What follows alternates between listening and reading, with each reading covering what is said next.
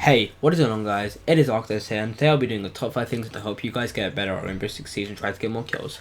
This guide is intended for people who've just bought the game or lack experience playing the game, so yeah, hope you guys enjoy this video. Alright, starting off at number 1, use a microphone. This may sound like the most obvious thing you've ever heard, but you'd be surprised how many people I play with in public servers who don't have a microphone connected. Worse still, there are players who have mics but use speakers for sound, which means the rest of us hear their in-game sound, which is horrible, and that means we can't pay attention to what they're trying to communicate. Plans can often fall apart in Siege, e.g. your thermite gets killed and you're pushing garage, or you don't have a hit partner, so it's crucial that you can communicate with your teammates. Beyond this, it's hard and need to let friendly players know when they've stepped in front of your line of sight. You know, friendly fire is quite often done, and my friends can tell you that as well. When they've missed an armor pickoff or haven't picked up their rook armor, only a number of cues that you've noticed and they haven't. So yeah, life after death.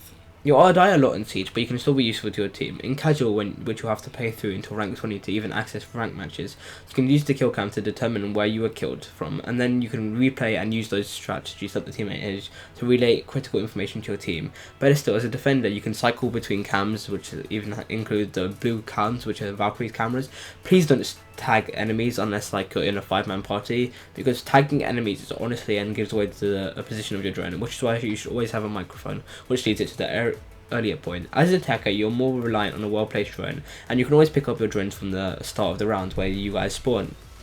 But you can encourage your teammates to position their drones so you can watch their backs. You can even drone for your teammates. Let's say an Ash is pushing and you're really so lucky or Fuse, you can drone for your teammate.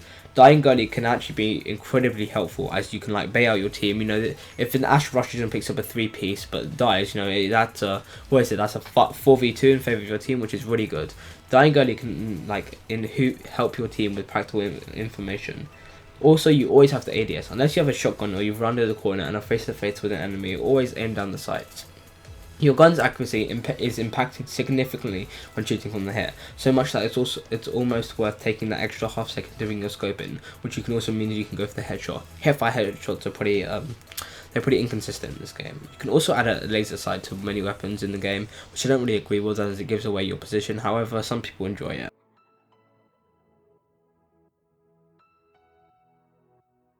Next, you should master the maps. This is a tad tricky because the map rotation needs a bit of work on. You'll play the same maps a lot, like such as House, and I don't really enjoy that map, but spend some time in terrorist hunt or situations to learn the intricacies of each map, also in custom games as well. Camera locations are fixed, which means that they don't move, so always try to aim for the cameras whenever you spawn to relay the information that the defenders get, as cameras and Valkyrie and just cameras in general are really important to this team.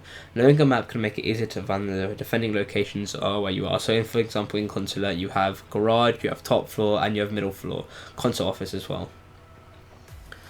Learning maps is so much more than this though. In Siege, you need to know where enemies can bust through to your location, what walls are breachable, what floors are breachable. Yes, floors are breachable as well, and yeah, which walls are penetrable, and the best flanking routes that you can flank for if you find yourself one-on-one with a shield-toting goon.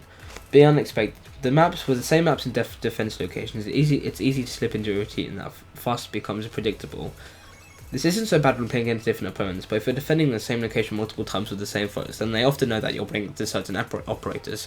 For example, it's almost certain that if you're going to go to a garage, you'll bring a bandit to bandit trick or something.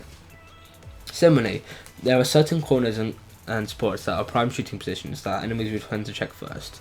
Punching around a hole in a wall or laying weight in a room that's not close to the objective, e.g. roaming, are easy ways to get on a drop on enemy before they even know where you are. Making your drone jump is a great way to avoid incoming fire from enemies, especially in console, and you can even press jump and snap your mouse backwards inverted or forward inverted to get extra height on the jump, which is essential for positioning your drone in unexpected places or using stale railings to jump past well placed enemy disruptors such as meat jammers.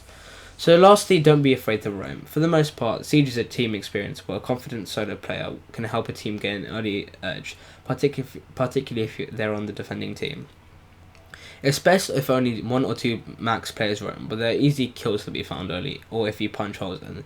For example, packaging room, nobody really defends from the site. Like, you keep someone on the stairs obviously, but you make sure someone's at rooftops or aunts.